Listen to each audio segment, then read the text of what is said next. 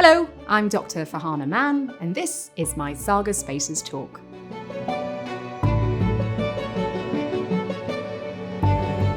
Hello and welcome. I'm Sunita Shroff and I'll be your presenter for this afternoon's Saga Spaces talk. Every one of our live talks here at Saga Spaces is specially curated with you in mind. They're an opportunity for you to learn something new with practical tips and valuable take-home advice. They're also fully interactive, so you can ask questions and tell us how you feel with our one-tap emojis. Today's talk explores the transformative power of friendships, shedding light on the impact that meaningful connections have on the mind and the body. Through anecdotal and scientific insight, we discover how nurturing bonds can drive well-being, healing, and even joy. Our speaker today is Dr. Farhana Mann, and Farhana is a psychiatrist and clinical academic at the Division of Psychiatry, University College London. Her area of research interest is social relationships, loneliness, and its effects on people with or without existing mental health problems. Farhana, a very warm welcome to Saga Spaces. Thanks so much for joining us. Thanks for having me. Now, Farhana, you're a psychiatrist and an academic, but I believe you're also a musician. You have both scientific and creative skills. So how do you bring the two things together? It's always a bit of a juggle. I think I've been trying to bring it into the clinic for years, but never quite happened. So most recently, what I've done is started a children's mental health and wellbeing company for children and parents. And we've just launched in Asia, in Hong Kong. And there I get to unleash my creativity. I write songs for kids around themes like kindness, how to handle bullying, anger, things like that. And at its core, it's called Happy You. We have interactive stories that kids try out, and through that, they explore and learn about different life skills, along with support for parents. Sounds absolutely fascinating. I can't wait to hear more. So without further ado, I'm going to hand over to you, Dr. Farhana Mann, for your Saga Spaces talk, The Power of Connection and How Strong Friendships Fuel Wellness. When was the last time you had a really good chat with someone? A place where you could be authentically you, feel valued, listened to, at home? Was it recently, or perhaps it's been a few years? Was it someone you knew very well, perhaps family, online, or maybe you struck up a deep conversation with someone new, face to face? If you're lucky enough to have experienced that kind of warm connection now or in the past, what if you can try and recapture that moment? That sense of warmth, security, comfort, joy. It's a good feeling. And as someone who's been studying the power of social connection on health for many years now, I can tell you it's more than just a good feeling. It can quite literally be a lifesaver. As a junior doctor, when I was training for many years to become a psychiatrist, I spent many evenings and nights on call. I would meet people from all walks of life. People with schizophrenia, bipolar disorder, eating disorders, substance misuse, complex emotional trauma, and everything in between. They were all suffering some form of mental health crisis. Invariably, we would come eventually to the point of assessing risk. Typically, it would be risk to themselves. And complex a process as that was, I would always worry less about the people who had at least one person they could go and confide in. Should I send this person home? Can I send this individual back to the care home? What's the setting they're returning to? Who will they turn to if things got bad? The truth is, these sorts of connections felt protective. These sorts of experiences led me to ask and wonder, is this just a feeling that these people might do better in the community, or is there a scientific basis for social connection being associated with outcomes? It took me back to early lectures in psychology at medical school. Some of you may be familiar with studies that were done in the 1950s and 60s, which I think would struggle to get ethical approval to be done today. But they did teach us a lot about the importance of connection from the outset. You may have heard of Harlow's monkeys. Harlow was a psychologist, and in the 50s and 60s, with his team, did a series of experiments to explore what might happen early in attachment with infant rhesus monkeys. What they did, and this is the bit that's a bit heartbreaking, was separate infant monkeys from the mother early on. And they would raise them in different settings or conditions, and then try and understand what that might mean for the animal's emotional, cognitive development. What they found when they set it up so that the infant monkey was in a cage and they had no contact with their mother, but they did have a wire mother on one side, a sort of surrogate structure that could dispense milk, and on the other side, a comforting, sort of little bit more lifelike looking creature that did not dispense milk, but they could turn to for comfort and warmth. And what they found was that the infant did go to the wire monkey to get the milk, but would always return to the other structure to seek comfort. If they startled the infant, that's where they would go. And those infants that were raised without any of those options other than nourishment developed abnormally. They would display rocking movements back and forth, be unable to regulate their emotions. And if they were left in that state for a longer period, then that tended to be permanent and leave lasting damage in terms of how they could connect. Many years later, as a mother of 3 myself, I know that those early years, that early time where you're with your child, is not just about nourishment. It was in keeping with those studies. It wasn't just about feeding. It's about a connection that's much deeper than that, and security that we need from the outset, as we are a social species. As an adult psychiatrist, many of the people I see do not have the luxury of those sorts of meaningful connections through life, people to turn to, a support network. Some, with severe psychosis, for example, may feel very alienated or disconnected from the world around them. They may have become separated from family or any friends that they have over years. Some of them will not have much contact at all, other than seeing people in clinic or other health professionals that might be involved in their care. It was clear to me that many of them were experiencing significant loneliness. If I give an example, I remember following up a man in the early intervention in psychosis service in London. He'd been unwell not for very long, but he was struggling with symptoms like hearing voices and paranoid ideas. We offered him the support we normally do, seeing him in clinic, medications, therapy. Things were improving gradually, but what I noticed was one appointment that was set after a Christmas break, he seemed more lifted in his mood. He was more positive, he was more keen in terms of working towards recovery, and we spoke about what might be different because we hadn't changed anything in terms of his treatment plan. And what transpired is that he'd been invited by family to come and see him outside London and spend some time together. That hadn't happened in a long time. They went as far as allowing him to babysit a couple of older kids for a short while, and it meant everything to him. He felt a sense of belonging. He felt as though he was valued, respected. There was more to him than his symptoms, and he mattered. Research suggests that 5 to 10% of people over the age of 55 here in the UK struggle with feeling lonely, often or always, and it goes up to about a quarter in those over 75. Things that put us at higher risk of experiencing this kind of loneliness that lasts are things like living alone, life transitions, bereavement, life transitions like retirement, for example, deprivation, and any kind of chronic physical or mental health problem. My research into loneliness and health actually goes back many years before the pandemic. But lockdowns and restrictions have now meant that many more of us are much more aware of how important that connection can be for our health. So, what is loneliness? That's always a good place to start with any sort of scientific discussion. What is it we're talking about? Well, in the work that we do, loneliness can be defined as an emotionally distressing experience when there's a mismatch between the level of social connectedness that a person would like to have in their life and what they have. So 2 things that stand out are, 1, it's a subjective experience. So I can't go up to somebody, have a quick look at their setting and decide without asking them whether or not they're lonely. It's about quality.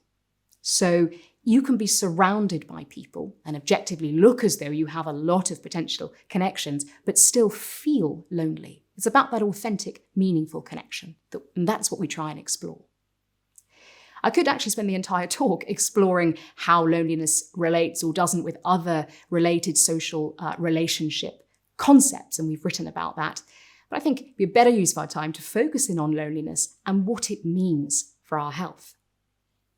Connections matter. In fact, a large meta-analysis, which is a sort of pooling together of lots of different international studies to try and come to a conclusion, looking at loneliness and health in people aged over 55, found that it didn't just predict poorer health outcomes, but loneliness specifically, independent of other factors, predicted dying earlier. So we were at increased risk of what we would call premature mortality from all causes. So having meaningful social connection literally means that you live longer than the people who may identify as chronically lonely through life. Loneliness has been shown to be associated with numerous other physical health outcomes, including cardiovascular outcomes, so things like strokes and blood pressure problems, respiratory health problems, other things like sleep or cognitive impairment and dementia have also been shown over time to be linked with loneliness at baseline. And if we think about its effect, that's one thing. But as for the size of its effect, if you look at the magnitude of the sort of association statistically, it's similar to things like smoking on cardiovascular health, lack of exercise, or obesity. And those are things that we've got quite used to accepting are quite significant risk factors for poor health. When I first started researching loneliness about 10 years ago, loneliness and health, we were quite surprised that there was a lot more information and data on loneliness and physical health than there was about loneliness and mental health outcomes. And in the recent decade or so, that has changed, partly work we're doing, but also many other people who've explored this in much more depth. At the time, there were studies that suggested loneliness was associated with certain outcomes like depression or anxiety. But crucially, the studies were done as sort of snapshot studies, or you may be familiar with cross-sectional studies. So they would look at whether a person was lonely and also, at the same time, whether they also had depression or anxiety. And you can see that that's a very useful place to start, but it becomes impossible to tease what is driving what.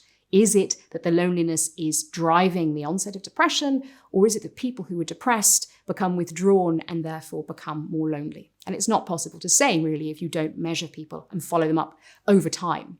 So that was our next step, was to look at loneliness over time. And first of all, we looked at people with existing mental health problems, and we found that loneliness was predictive of or associated over time with poorer outcomes in terms of a number of mental health problems, mainly depression. And that was after adjusting for other risk factors like, say, coexisting physical health problems or age or sex or other demographic factors. So it independently seemed to be linked with people doing worse in terms of their mental health. We then went a step beyond that and thought, well, okay, so we can see this is important for the people that we see in clinic or in hospital, but what about the general population? Does being lonely at baseline predict developing new mental health problems if you didn't have them at all in the first place? So we looked at that, and most of the evidence was in people with depression and in people over 55. And we found that the odds, after adjusting for other things, of you developing depression over time in people who were chronically lonely versus those who were not, was more than twice as high. So it really did put you at risk of developing new mental health problems. Looking beyond the individual, people have also, and I'm partly doing some of this work, looked at the health economics of loneliness. What does it mean for society? What is it costing us beyond the suffering and, of course, shortening our lives? And one estimate, a recent estimate, is that each individual person over 55 who suffers with severe loneliness costs about £10,000 a year extra in terms of what they need. That's for each individual person. And remember, we said that's about 5 to 10% of people of that age. So where do we go from here? I hope it's fairly clear that loneliness clearly has emerged as an important risk factor for poor health. But what do we do about it and how? Well, that's one thing that myself and colleagues explored in one of our papers. And we tried to look at what was out there in terms of improving people's social connection and reducing loneliness in people, specifically with mental health problems. And we came up with a sort of pyramid. At the base of it, because loneliness is such a complex and nuanced problem, we needed to sort of look at it in different layers. At the base, you have the sort of wider societal factors that can't be ignored. Things like what your government strategy might be to, say, transport, infrastructure, public health awareness on loneliness, educating people about the importance of this for your health, infrastructure, poverty, things like that. Moving up was the next level in our pyramid was community. So, for example, things at the GP level, or you may have heard of social prescribing, or asset-based community development, groups that may directly tackle loneliness or give you a space to attend where they're not directly tackling loneliness, but you are still connecting with people doing something else, for example, gardening or other local groups. And then right at the top, we had the individual approaches. So that was much more along the lines of what one-to-one could be done with, say, a psychologist or other support worker or psychiatrist. And there is evidence, good evidence, that if, obviously it depends a little bit on what's driving the loneliness in the individual, but if it's driven by, say, your cognitions, the way you think about things, or mood or self-esteem, or lack of confidence with social skills, for example, if you've been unwell with mental health problems for many years, then there is good evidence that supporting people one-to-one through things like cognitive behavioural therapy or other approaches, depending on the person in front of you, can help. So all of these things really need to be happening, because there's not much point treating somebody one-to-one and not considering the wider setting that they then return to. So I thought, rather than go into too much detail on the nature of different interventions, I'd probably finish with a few tips for you as an individual. Maybe you've experienced loneliness yourself, or you may be coming up to a life transition, whether it's retirement or another experience that means you lose the sort of networks you might have around you. Or you may know someone else who you think could benefit from thinking about this issue and benefiting from the sort of health benefits that we've talked about.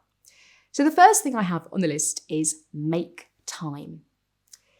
See it as an investment in your health, rather like you might see spending on a gym membership as a perfectly reasonable thing to do. I hope you've seen that this is also a pretty meaningful thing to spend your time in. It isn't just an added luxury.